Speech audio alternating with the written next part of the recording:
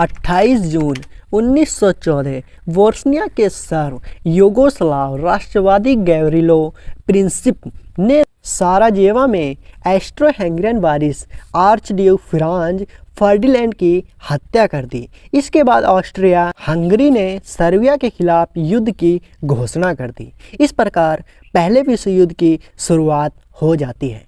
शुरुआत में तो यह युद्ध एक नॉर्मल युद्ध की तरह चलता है, लेकिन धीरे धीरे इसमें यहाँ पर दो पार्टियाँ बन जाती हैं।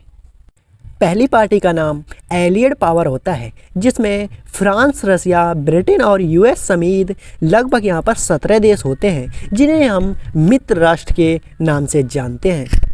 वहीं दूसरी ओर हम बात करें तो इसमें central powers Germany, Austria Hungary, Ottoman empire और बुल्गारिया जैसे कई देश होते हैं।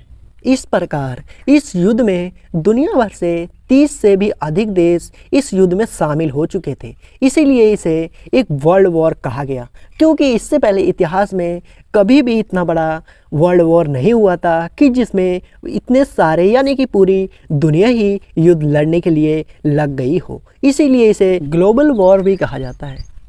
इस युद्ध में लगभग पूरी दुनिया भर के 15 से 20 लाख सैनिक मारे गए थे। और अगर हम भारत की बात करें तो उस समय भारत पर अंग्रेज़ों का राज था, यानी कि ब्रिटेन का राज था।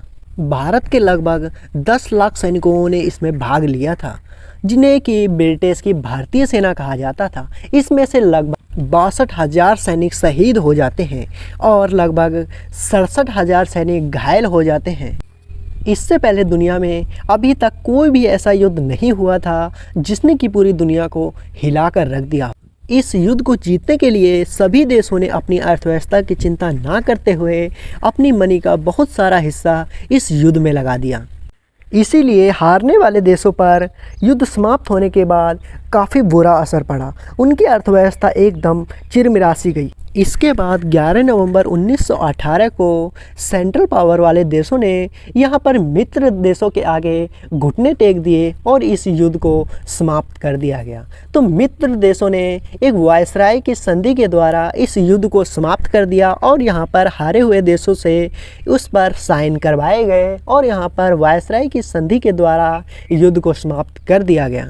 वायसराय की संधि की बात हम किसी दूसरी वीडियो में करेंगे, लेकिन उससे पहले मैं आपको बता दूं कि यह इन्फॉर्मेशन हमने गूगल से उठाई है। तो अगर कोई भी दिक्कत हो तो आप उसमें कमेंट करके उसे सही कर सकते हैं।